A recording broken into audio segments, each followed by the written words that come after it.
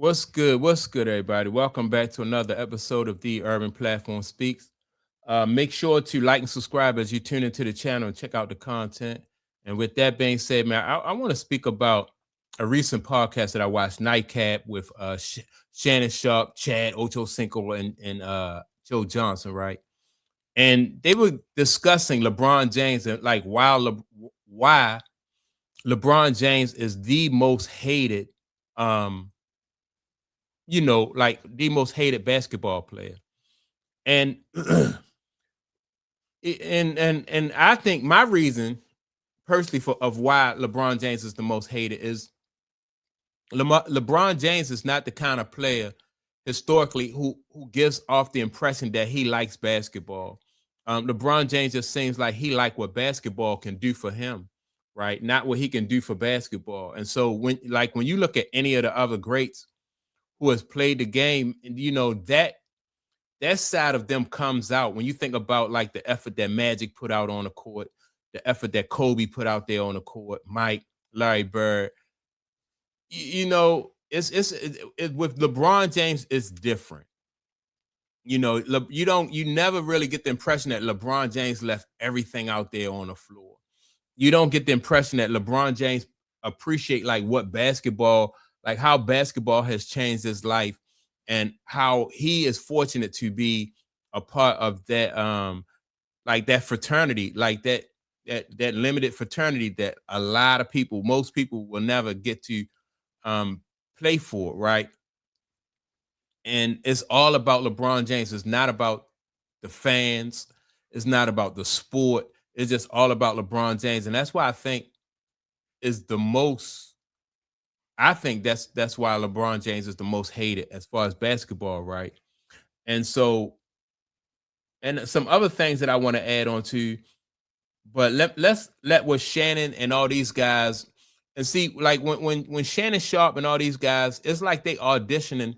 And I said this in another video, like they auditioning so they can go and get back on ESPN and get endorsements and stuff like this.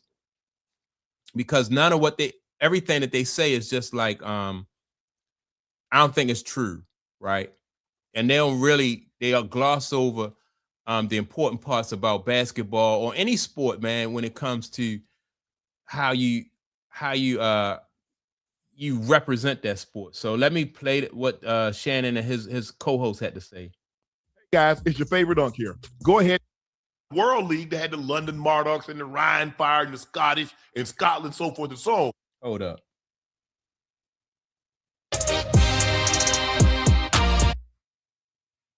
They used to try to get the interest in the NBA.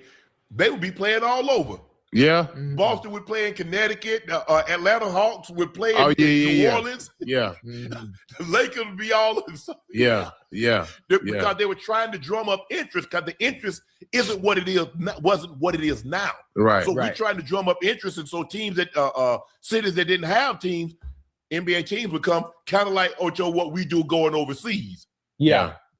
Well, they used to have the World League. They had the London Murdochs and the Ryan Fire and the Scottish and Scotland, so forth and so on. But now they don't have that. They disbanded it. So now, hey, we'll bring them to you again. We're going to bring you actual NFL football. Go to the Brazil, go to London, go to Spain, go to this place like that. Joe, what do you think? You think someone else is going to get over 15,000? Because when it's all said and done, he'll probably be over 16,000 field goals made. Man, he gonna have to be different. What I mean different is he gonna have to have some real discipline, Uncle Ocho. Because that man here played 23 years, bro. I'm talking about him been playing at a crazy level for over 2 decades. Like, come on, man. I don't know. I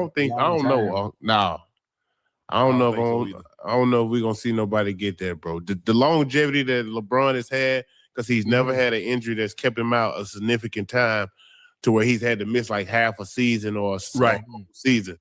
Yep. And he's been dominant every year he's played, so I don't see nobody care. So what is their definition of dominant, right? Like winning don't count when it like dominant is just basically showing up for sports. Like was Cal Ripken dominant in baseball? And I'm a Baltimore Orioles fan, and Cal Ripken had that Iron Man award, but Cal Ripken was not dominant. I don't get it. You know, he had the record for, you know, for playing the most consecutive games. That is in baseball. That's like a longevity type award, but people don't really bring that up a whole lot when you talk about baseball and the history of baseball. That, you know, people don't bring that up. Bro. I mean, you know, think about it, Ocho and Joe. A 21-time All NBA selection. That's crazy. 21 times he's been an All NBA selection. 22 times he's made the All-Star team. That'll be Tom Brady played 23 years, so Tom Brady is a 22-time All-Star. You know, baseball players used to have a bunch of, I think, Hank Aaron and Willie Mays got 25, 27 All-Star. But here's the thing, Joe and Ocho, they used to have 2 All-Star games. So you could make 2 All-Star teams in one season. Yeah. Oh, the rules were different back then. They used to have some crazy rules back then. But to play at the level at which you play, think about it. Greatness is monotonous. It's boring as hell. Yeah. Bring your own food. You get up, get to shoot around, get your workout, practice, go home, sleep. Now you got kids. Mama gonna have to make sure the kids quiet. So they do everything except for talking about winning in basketball. Like you got Kareem played for 20 years. You got a lot of different basketball players who played for years. I don't know how long Al Horford been in the league, but he's been in the league for a long time.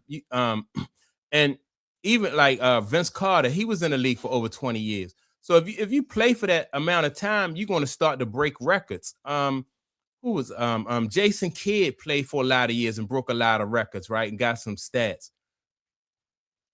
But people don't really, historically, they never really talked about those guys, Jason Kidd, Al Horford, Vince Carter, you know, because they didn't win at the same clip as like a Magic and a Bird won. You know, like Magic and Bird only played, Bird played, I think, 13 years and won like 3 championships. And they was a part of that dynasty that Boston had, right? But LeBron James is, when you talk about dynasties, like he don't come up. And he got rings in Miami, Cleveland, and Los Angeles.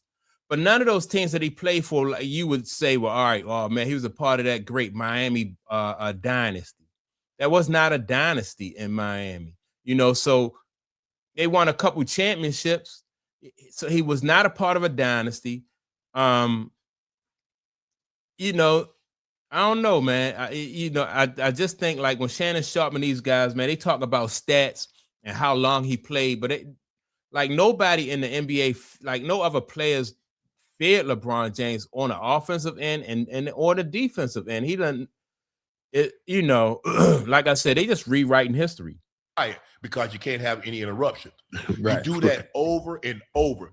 Think about it. Basically, it's a situation where like you doing the same. It's Groundhog Day. Yeah. You wake up and do the same thing. Chat, stay with just a second. Just imagine if you had to get up and do the same thing over and over and over again. Even if you say, well, if I was making this, I was making that. It's easy to say if you was making this. Because here's what I know. You're making the money you're making now. And that you didn't probably thought you was going to be making when you was a kid. And you can't do the same thing over and over and over and over. Same thing over and over and over and over and over for 23 years. Yeah. Some people get bored. Some people don't understand it. It's great. Hey, listen, It's great. They just that's a lot of fluff. Like I said, Robert Parrish played for over 20 years. And when I mention these players, I'm not saying that they are better than LeBron. I'm not saying that Robert Parrish was better than LeBron. I'm not saying that Vince Carter was better than LeBron. But my point is, when you play all those years, you're going to accumulate some stats, right? Good and bad. Like LeBron James has more turnovers than any of the other great point guards that ever played. I mean, he had more turnovers than anybody in NBA history. He has more missed shots than anybody in history, right? So I don't know. I think it's about what the old school guys did. Like it's about championships and it's about winning. It's not just about showing up to work every day. If you show up to work and you're not productive, then that's something different. you know, but when you show up to work and you productive, then you know, people can appreciate that. They not talking about, you know, like Michael Jordan three-peated twice. Like what winning records, like those type of accomplishments that LeBron don't have, right? Because that would have made LeBron James the kind of basketball player that really had to grind and commit and put in the kind of work that they trying to make him seem like he did. The kind of focus that it takes to three-peat 2 times, LeBron James, he you know, he mentally was not that kind of basketball player or that type of athlete who could even three-peat once. You know, why he had that opportunity, why he didn't stay in Miami and was like, you know what, I want to three-peat. I want to be up there with Kobe, you know, at least get 1 three-peat. He didn't do that. This is boring. And we talk about 23 years to give everybody perspective. I'm not sure how many people are in the chat, but think about all the people in the chat when the New Year's hit. How many of you set New Year's resolutions? We in the month of March. I guarantee you 98% of y'all have that resolution is going to shit. Ooh, excuse me. It's going to the wayside because you're able to do it when the new year first start off. Hey, Unc and Joe in the gym, everybody mind their mom in the gym. Can't even get on it. Yeah, I you know what, I just think that they talking about people and their New Year's resolutions, which really don't have anything to do with like LeBron James is not special. You had a few guys that have played in the league over 20 years. And like I said, those guys play in the league they were not as good as LeBron James, but they still accumulated stats. And they don't get that appreciation, or they don't get recognized the same way LeBron did, because it's not about the stats, man. It's about winning. That's, you know, and that's what the fans want to see. And so he's trying to push stats off as if he was winning, as if it, like, stats mean that he was dominating. And that's not the case. That's not the case. And fans get it. That's why LeBron James is the most hated. You know, that's why he gets so much pushback. And you got great players like Byron Scott, Julius Erving, Dr. J. Julius Erving. And you got great players who say, you know, this guy is just not their GOAT. You know, he's just not the GOAT. You got great players, man, who say that. And, you know, some players want to stay out of it.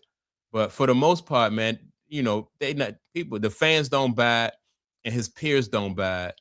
And what this is all about, I think, is the NBA and ESPN just trying to rewrite history.